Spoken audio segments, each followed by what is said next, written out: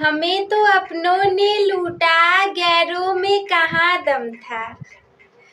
हमें तो अपनों ने लूटा, गैरों में कहाँ दम था। अरे हमारी तो कश्ती भी डूबी वहाँ जहाँ पानी ही कम था। So hey everyone, this is me Komal और आज की इस वीडियो में मैं आप लोग के लिए ये बताने वाली हूँ कि टॉपर कैसे बने।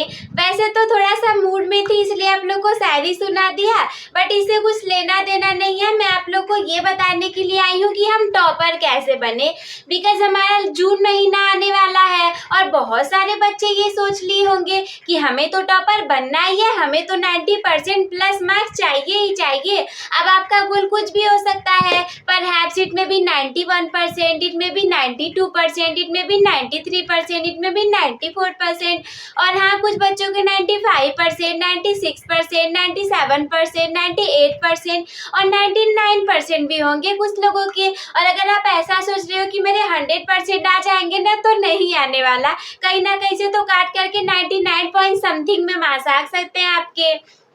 तो जिन बच्चों का ये गोल है कि हमें तो 90% प्लस मार्क्स लेकर के आना है, तो वो लोग ऐसा सोच ही रहे होंगे कि आखिर हम टॉपर कैसे बनेंगे, क्योंकि जो बच्चे उससे प्लस नंबर लेकर के आते हैं ना, उन्हीं को तो हम टॉपर कहते हैं।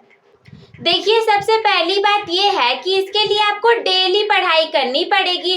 अब अगर आपको टॉपर बनने का सपना है और आप ऐसा सोच रहे हो कि चलो अच्छा अभी तक जून है, जब हम लोग का ना अक्टूबर नवंबर आएगा तो आराम से 3-4 महीने में पढ़ करके टॉप कर लेंगे, तो ऐसा कुछ नहीं होने वाला। लिख करके ले लो, ऐसा कभी नहीं होगा। जो लोग दिखाते हैं ना कि मैंने 1 महीने में पढ़ के 2 महीने में पढ़ के टॉप कर लिया घंटा, ऐसा कुछ नहीं होता। अगर आपको टॉपर बनना है तो आपको आज और अभी से पढ़ने बैठना होगा और उस आखिरी सांस तक पढ़ना होगा जब तक कि एग्जाम खत्म ना हो जाए। और हाँ, आप चाहो तो जितने भी लोग टॉप किए रहते हैं ना, आप उनसे पूछोगे तो वो आपको बताएंगे कि मैंने पूरे साल 10-10 घंटे पढ़ाई की थी, मैंने अपने पूरे 1 साल 12-12 घंटे पढ़ाई की थी। कुछ बच्चे ऐसा भी बोलेंगे कि मैंने अपने पूरे साल 6-6, 8-8 घंटे पढ़ाई की थी। तो वो तो आपकी कैपेसिटी के ऊपर आधारित है कि आप कितना और कैसे पढ़ाई कर पाते हो। लेकिन जो इम्पोर्टेंट बात है वो ये रहने वाली है कि इसमें आपको नियमित पढ़ाई करनी ही पड़ेगी। The second tip that will be prioritise. Prioritise मतलब उसकी महत्ता को निर्धारित करना। जैसे कि देखो, गांव में और बहुत जगह बहुत सारे बच्चे क्या करते हैं, उनके सपना रहेगा टॉपर बनने का, लेकिन वो क्या करेंगे, अब वो भी ऐसा कर सकते हैं, घर वाले भी जबरदस्ती करवा देते हैं। कहेंगे कि चलो घर के काम कर लो, यहाँ का काम कर लो, खेत में का काम कर लो, ये ज्यादा जरूरी है, खाना बनाना ज्यादा जरूरी है, ये चीज ज्यादा जरूरी है। ये सारे काम करने के बाद अगर तुम्हारे पास समय बचा तो पढ़ने के लिए बैठना, वरना मत बैठना। वो बच्चा करे तो करे क्या, सुबह से लेके शाम तक वो काम किया और शाम को नींद लगे जा करके सो जाएगा। तो आप अपने काम को प्रियोरिटाइज नहीं कर पा रहे हो, यानी कि आप ये निर्धारित नहीं कर पा रहे हो कि ऐसी कौन सी चीज है जो कि आपको भविष्य में ज्यादा आगे और बेहतर बनाने के लिए लेकर के जाएगी। सोचो, खाना बनाना, खाना, ये सब डेली रूटीन्स के काम करना, ये तो डेली की चीजें हैं। क्या इन चीजों से आप आगे जाओगे? क्या ये चीजें भविष्य में काम देंगी? कभी काम नहीं देंगी। आप आज कर रहे हो, आज काम खत्म हो गया, कल दोबारा करना पड़ जाएगा। लेकिन अगर आप सबसे पहले अपनी पढ़ाई को रखते हो, यानी सुबह उठ करके खेत में काम ना करो, तुम सुबह उठ करके आगे पढ़ाई कर लो, उसके बाद जाना काम करने, तो पहला काम हमारा पढ़ाई करने वाला हो गया कि और कुछ काम हो या ना हो, लेकिन पढ़ाई हमारा जरूर से होना चाहिए। ऐसा ना हो कि और सारे कामों के लिए हमने टाइम निकाल लिया लेकिन पढ़ाई के लिए हम नहीं निकाल पाए, तो छोड़ो, आप टॉप नहीं कर पाओगे ऐसी कंडीशन में। दैट मीन कि आपको अपने काम को प्रियोरिटाइज करना पड़ेगा कि कैसे हम टॉपर बन सकते हैं, कौन से चैप्टर इंपॉर्टेंट है हमें पढ़ने चाहिए। बाकी तो आप अपने कुछ, अगर अगल बगल कोई टॉपर है तो आप उनसे बातचीत करोगे, वो भी बताएंगे कि देखो मेरा सबसे पहला काम पढ़ने वाला ही रहता था, इसके बाद मैं गेम खेलता था, इसके बाद मैं खेलने जाता था, इसके बाद मैं टीवी देखता था, इसके बाद मैं गाने सुनता था। तो ये सारे काम बाद में आते हैं। अगला है कि आप लोग को इम्पोर्टेंट पॉइंट्स पर ध्यान देना है। जैसे कि आप जब अभी से पढ़ो ना, तो जैसे आप अभी से पढ़ना स्टार्ट करोगे तो आप सारे चैप्टर को लेकर के पढ़ोगे, लेकिन उसमें से जो चीज़ें इम्पोर्टेंट होगी उसे ज़्यादा याद करते हुए चलना। जैसे कि सपोज दैट आपने 7 पॉइंट को पढ़ा, सपोज दैट आपके चैप्टर में 1 2 3 4 5 6 7 पॉइंट आपके चैप्टर में है, तो क्या ये सातों के सातों इम्पोर्टेंट है? नहीं, ये सातों इम्पोर्टेंट नहीं होंगे।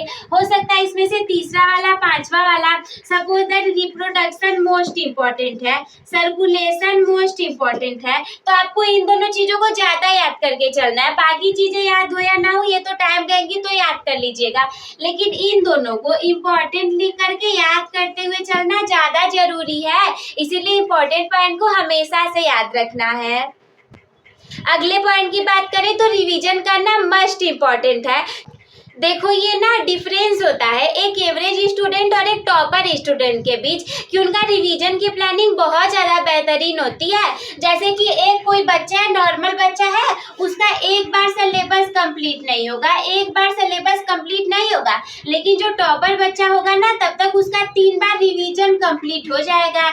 यानी कि जब तक आपका एक बार सिलेबस नहीं कंप्लीट होगा ना तब तक टॉपर वाले बच्चे का रिवीजन से कंप्लीट हो जाएगा। और जो बच्चे टॉप करते हैं वो इसलिए नहीं कि उन्होंने पढ़ाई की होती है, पूरा पढ़ा होता है, बल्कि इसलिए क्योंकि उन्होंने रिवीजन किया होता है। रिवीजन मस्ट है और इसी से आपका बेड़ा पार लगेगा, इसी से आप टॉपर बनोगे। अगला वाला है कि पॉजिटिव एटीट्यूड। देखो हाँ, टॉपर बनना तो मुझे मोस्ट ऑफ द जितने बच्चों का 80% प्लस नंबर आता है ना, वो भी यही सोचते होते हैं कि हमें टॉप करना है, लेकिन शायद से कर नहीं पाते तो 80% प्लस मार्क्स जाते हैं। लेकिन पॉजिटिव एटीट्यूड रखना बहुत ज़्यादा जरूरी है। सपोज दैट आपके क्लास 9th में 60% मार्क्स आए हैं, अब आप सोच रहे हो कि यार 9th में तो 60% है, 10th में तो हम यार 90% नहीं स्कोर कर पाएंगे। ध्यान रखो, इस 9th का 10th से लेना देना नहीं है। 9th में भले ही आपने इतना स्कोर किया हो, लेकिन 10th में आप इतना स्कोर कर सकते हो और जरूर से कर सकते हो। भले आपको तो पहले ये सोचना जरूरी है कि हाँ मैं ऐसा कर सकता हूँ, yes I can, I will and I must be a winner. जब आप ऐसा सोचोगे ना तभी आप कर पाओगे।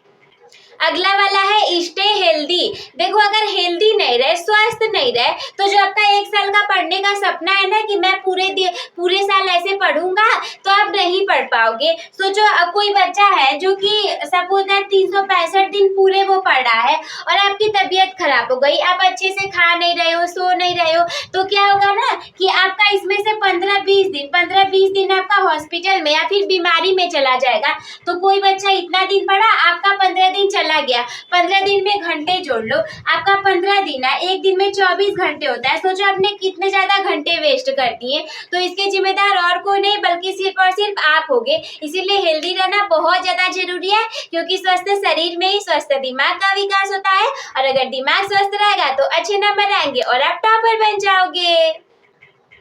तो बस दोस्तों आज के इस वीडियो में इतना ही। हम मिलते हैं आपसे किसी अगले धमाकेदार वीडियो में एक नए सेशन के साथ। तब तक के लिए धन्यवाद।